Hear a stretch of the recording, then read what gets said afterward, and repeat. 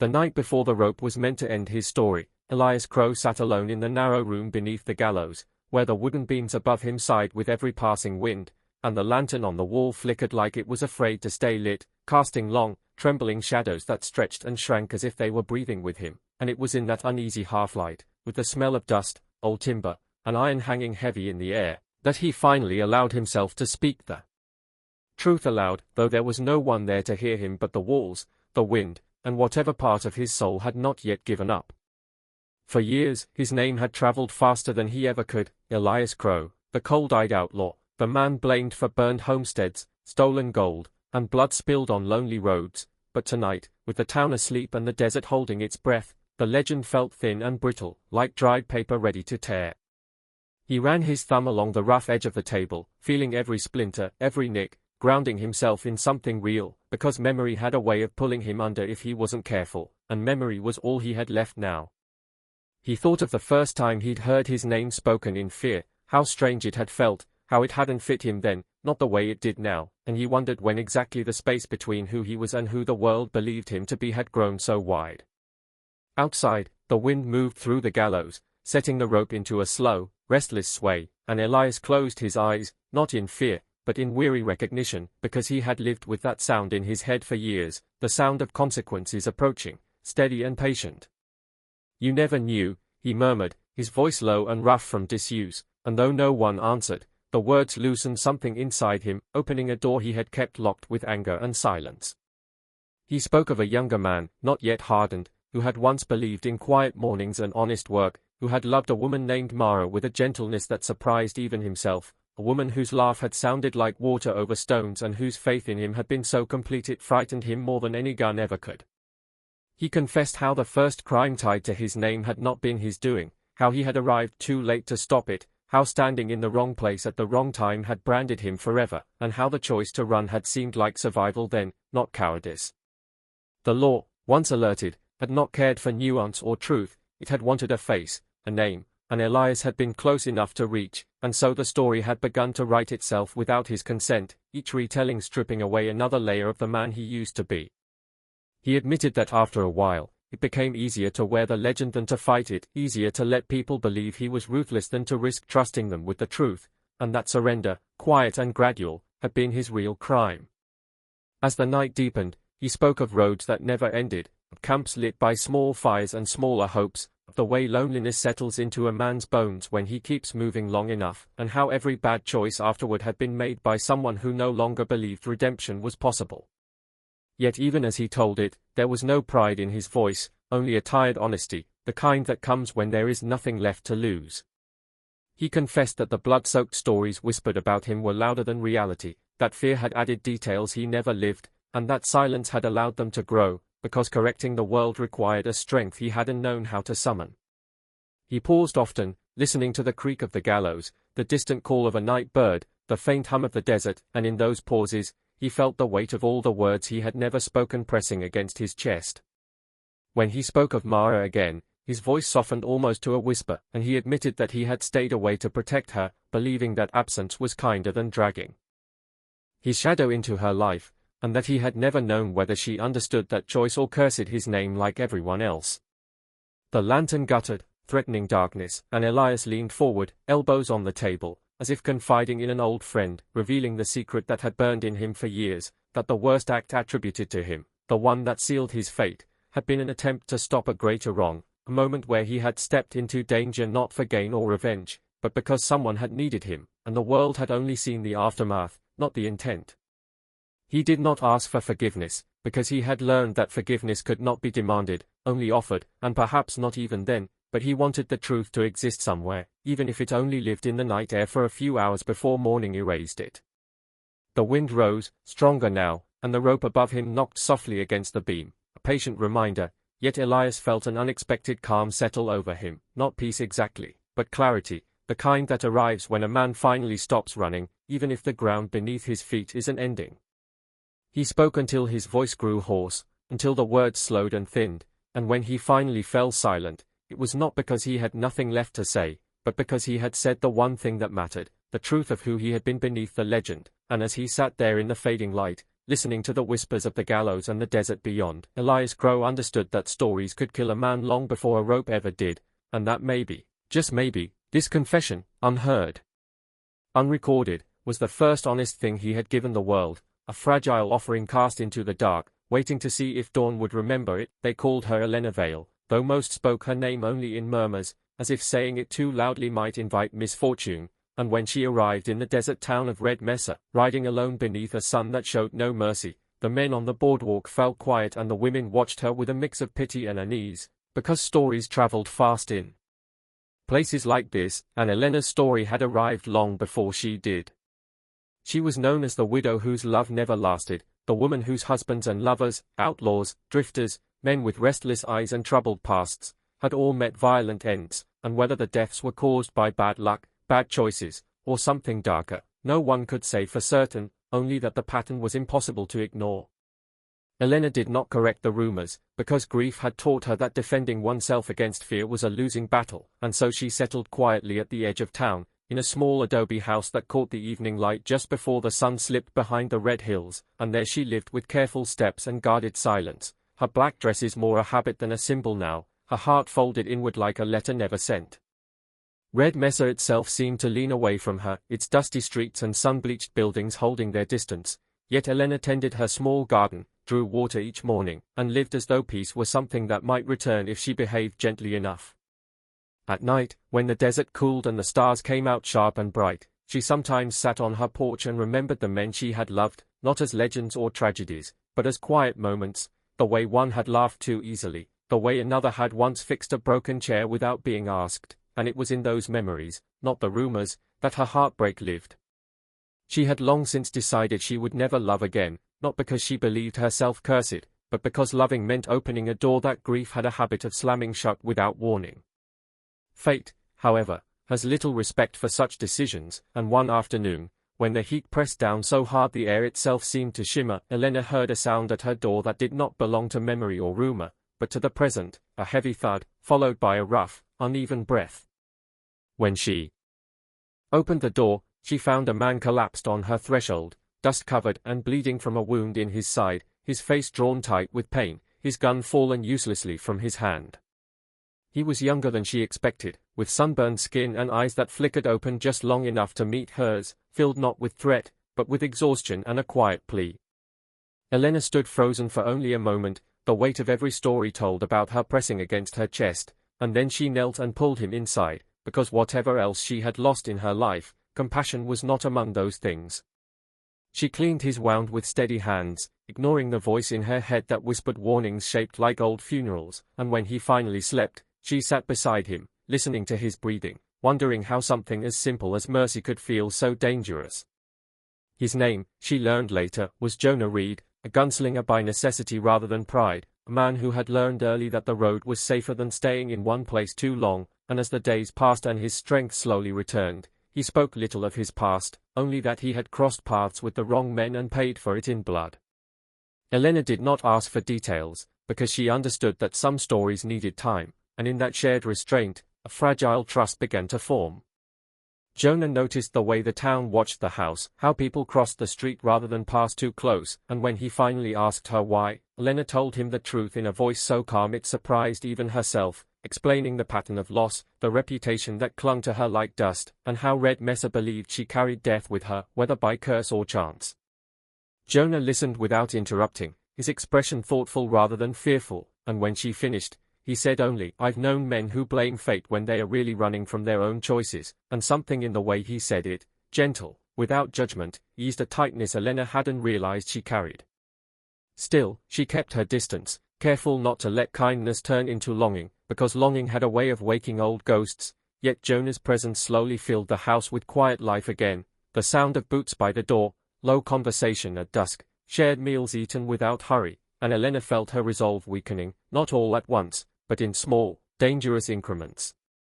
She noticed how Jonah treated her with respect that did not ask for anything in return, how he never mocked the rumors but never fed them either, and how his eyes lingered on her sometimes, not with hunger, but with something softer, something that felt like recognition. The town noticed too, of course, and whispers grew sharper, warnings disguised as concern, men advising Jonah to leave before it was too late, before Red Mesa claimed another life for the widow's legend, and though Jonah heard them, he did not repeat them to Elena, choosing instead to make his own judgments. One evening, as the sky burned orange and red and the desert wind carried the scent of dust and sage, Jonah stood on the porch beside Elena and said quietly that he would be leaving soon, not because he feared her, but because trouble tended to follow him, and he would not be the reason her name gathered another shadow.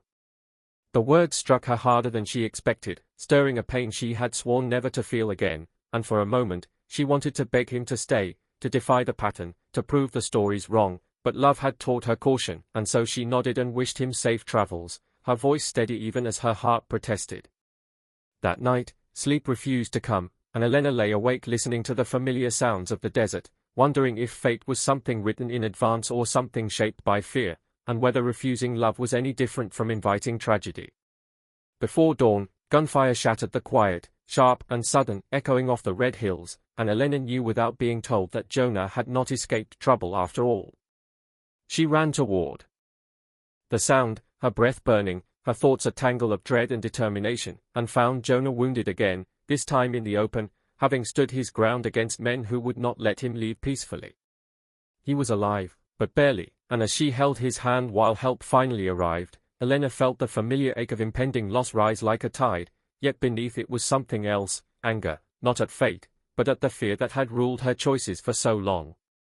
Jonah survived, though the town took his survival as further proof of Elena's dangerous influence, interpreting resilience as delayed doom, and when he recovered enough to stand, he told her plainly that he cared for her, not as a passing comfort, but as something real, something chosen with open eyes.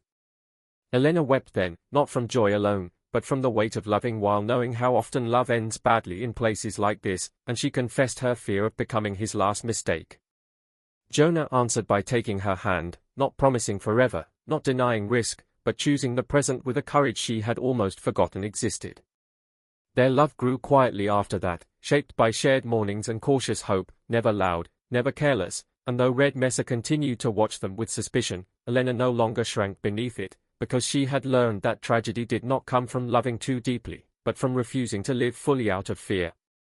Yet the desert has a long memory, and as the sun set each evening behind the red hills, Elena knew that happiness in the Wild West was always borrowed time, fragile and precious, and while she did not know how their story would end, she chose to live it honestly, even if the price was heartbreak, because for the first time since arriving in Red Mesa, she understood that love, no matter how dangerous, was worth the risk of being remembered not as a curse, but as a woman who dared to hope beneath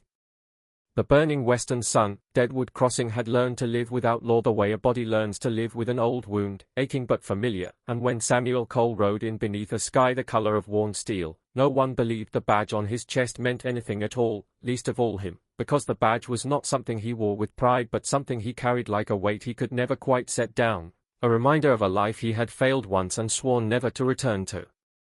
The town greeted him with indifference edged by suspicion, doors half closed, eyes watching from shaded porches, as if Deadwood Crossing itself were testing whether this man would last longer than the others who had tried and vanished. Samuel dismounted slowly, his movements stiff from old injuries and older memories, the lines on his face carved not just by sun and wind but by regret, and as his boots hit the dirt street, he felt the familiar tightening in his chest that came whenever the past stirred too close to the surface. Years ago, he had ridden into another town much like this one, younger then, full of belief in order and fairness, wearing the same badge with a steadier hand, and he had left that town in ruins, its people scattered, its hope buried alongside the bodies he could never forget, and it was that failure, sharp and unforgiving, that had driven him away from the law and into years of drifting, of quiet jobs and quieter nights where sleep came only in fragments. Deadwood Crossing, though, did not care about his reasons, only about what he might do now, and Samuel could feel the tension in the air as clearly as the grit between his teeth, the unspoken knowledge that the town stood on the edge of something violent and inevitable. There was no sheriff here, no judge, only a handful of men who called themselves protectors while bleeding the town dry, their influence marked by boarded-up storefronts and faces too tired to hope for better, and as Samuel walked down the street, he saw children who knew better than to run freely and women who kept their voices low, as if sound itself might invite trouble. He took a room above the old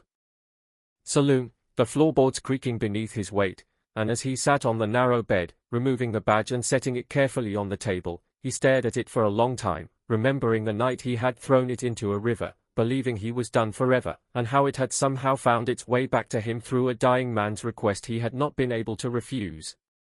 That request echoed now, blending with the distant sounds of Deadwood Crossing settling into uneasy evening, and Samuel knew that walking away again would be easy, almost natural, but staying would mean facing everything he had spent years avoiding.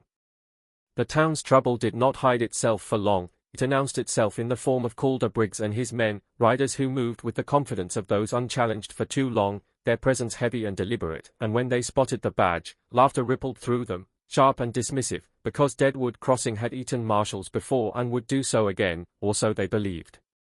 Samuel did not rise to their taunts, not because he lacked anger, but because anger had once blinded him at the worst possible moment, and he had learned the hard way that restraint was not weakness but survival. Word spread quickly that a marshal had come, and with it came whispers of change and fear tangled together, because change in the West was rarely gentle, and by the next day, the town buzzed with quiet urgency, people approaching Samuel not with demands, but with cautious questions, searching his face for signs of resolve or doubt. He listened more than he spoke, gathering not just facts but feelings, understanding that Deadwood Crossing's greatest wound was not lawlessness itself but the belief that no one would ever stand for them without eventually breaking, and as he listened, the ghosts of his past pressed closer, reminding him of promises he had once made and failed to keep.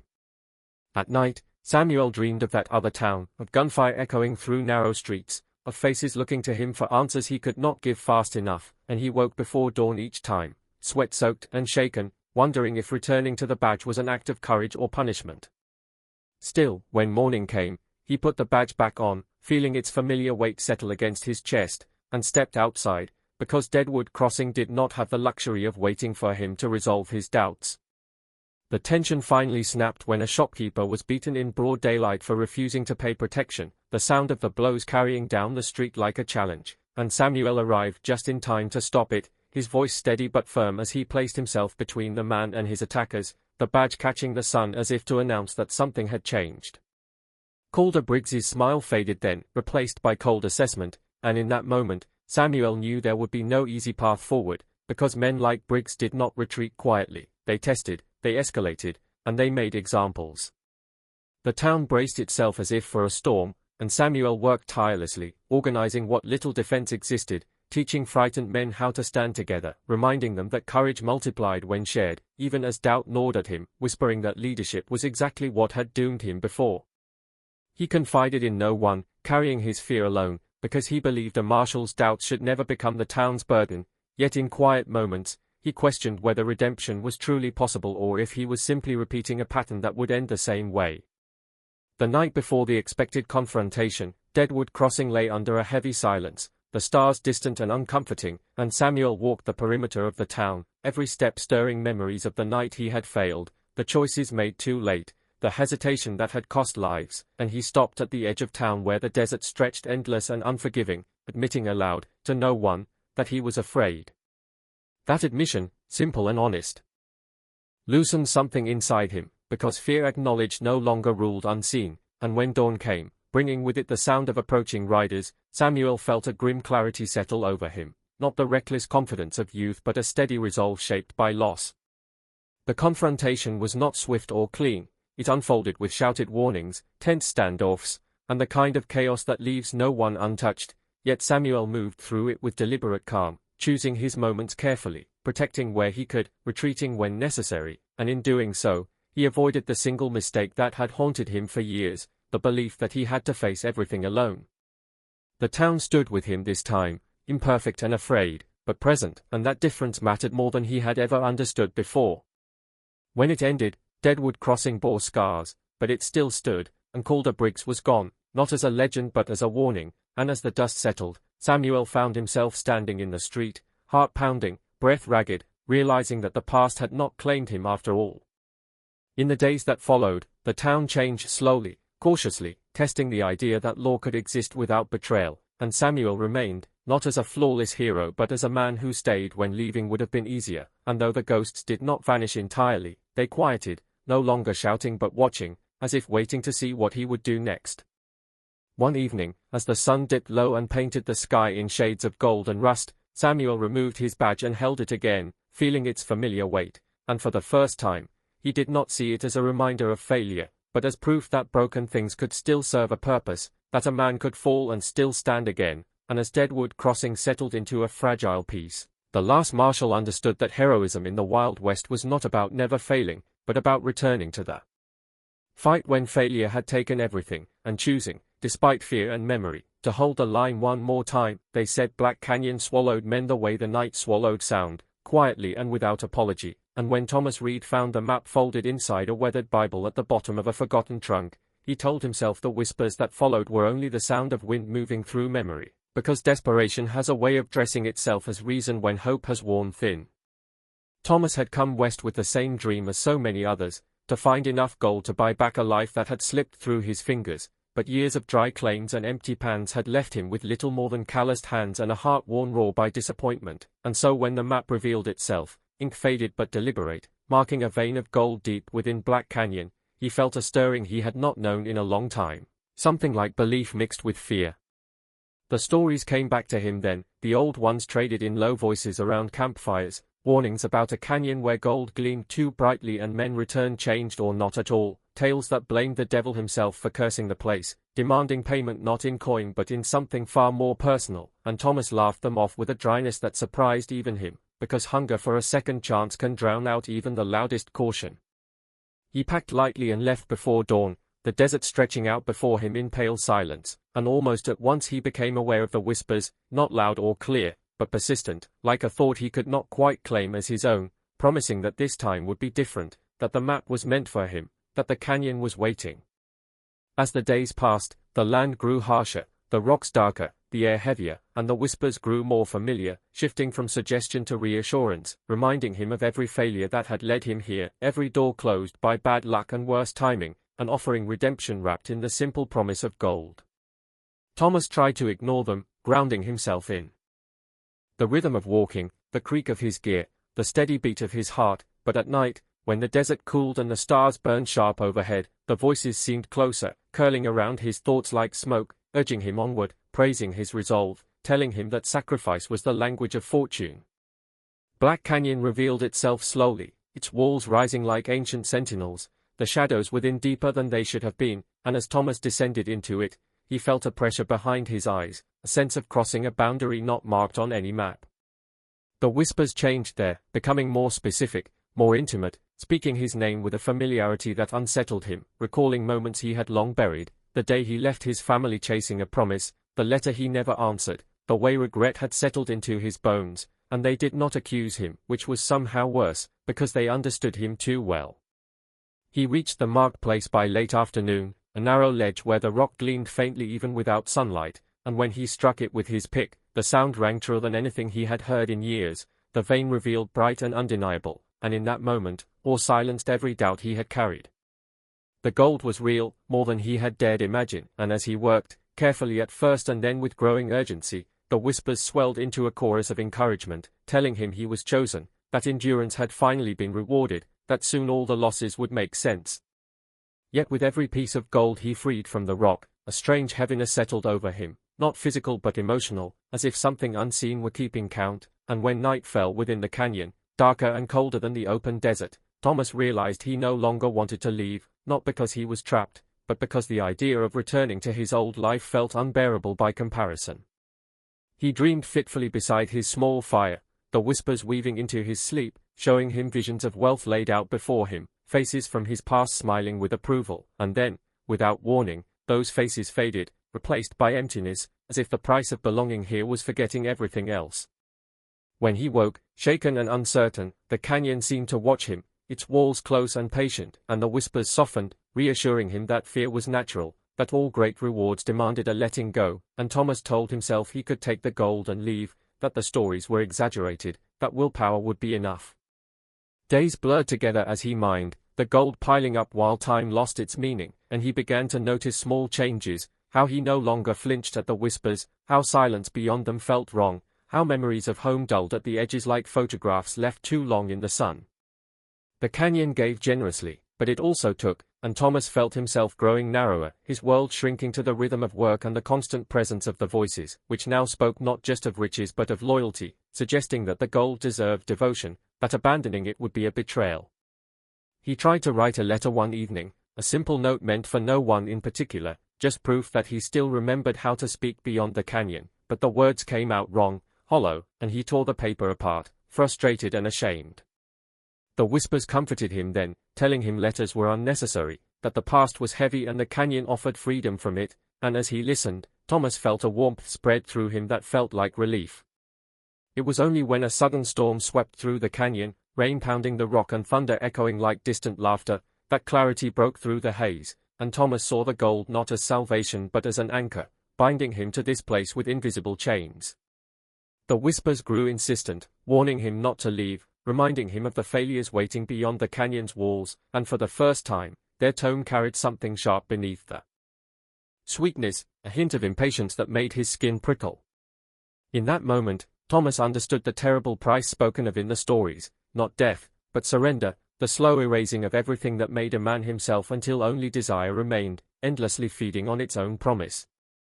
With shaking hands, he gathered what little strength remained to him and made a choice that felt heavier than any sack of gold, leaving most of it behind as he began the climb out, each step met with resistance not from the rock but from the voices, which rose in anger and pleading, offering compromises, bargains, anything to keep him within their reach. The canyon seemed to close around him as he climbed, shadows stretching, the path narrowing, and Thomas fought panic by focusing on the simple act of breathing, reminding himself of the world beyond, of the taste of clean water and the sound of human voices unshaped by hunger. When he finally reached the rim at dawn, collapsing onto the open desert with the canyon behind him, the whispers fell silent all at once, leaving an emptiness so sudden it made him weep, not from loss of gold, but from the effort of reclaiming himself. Thomas walked away poorer in fortune but richer in something harder to name, carrying with him the knowledge that some treasures demand more than a man can afford to give, and long after he was gone, Black Canyon remained, its gold untouched, its whispers waiting patiently for the next desperate soul who would mistake promise for mercy, because the devil's gold was never about wealth at all, but about how quietly a dream could ask for everything in return.